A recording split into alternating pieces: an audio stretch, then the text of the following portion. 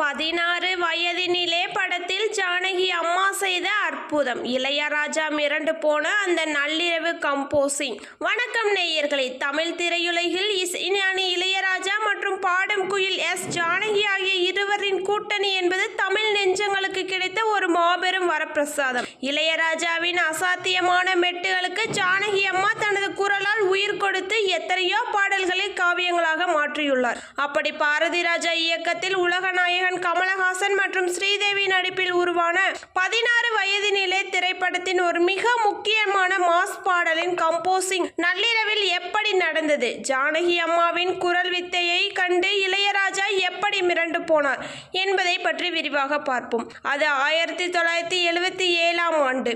தமிழ் சினிமாவே கிராமத்து யதார்த்தத்தை நோக்கி திரும்பிக் கொண்டிருந்த காலகட்டம் அது.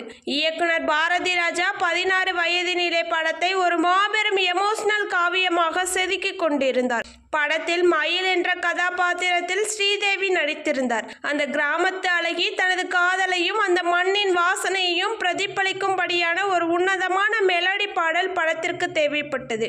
இதற்காக இசைஞானி இளையராஜா ஒரு மிக ஆழமான இதயத்தை வருடும் ராகத்தை ஹார்மோனியத்தில் வாசித்துக் கொண்டிருந்தார். அப்போது நள்ளிரவு 1 மணி இருக்கும்.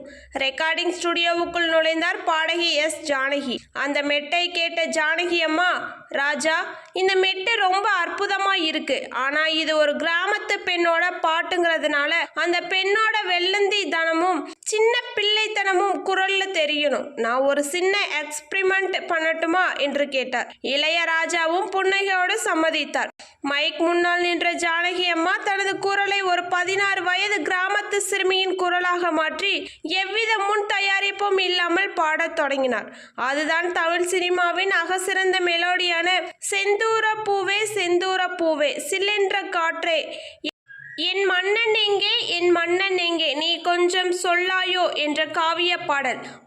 பாடலின் சரணத்தில் வரும் அந்த உன்னதமான சங்கீதங்களையும் ஒரு சிறுமியின் குதூகலத்தையும் ஜானகி அம்மா தனது அசாத்திய குரல் வளத்தால் பாடி முடித்தபோது கம்போசிங் அறையில் இருந்த இளையராஜா அப்படியே ஹார்மோன பெட்டியை மூடி வைத்து எழுந்து நின்றார். ஜானகி அம்மா, நீங்க பாடுவீங்கன்னு தான் நினைச்சேன். ஆனா என் மெட்டுக்குள்ள ஒரு 16 வயது மயிலையே கொண்டு வந்து நிறுத்துறீங்கன்னு நான் எதிர்பார்க்கல.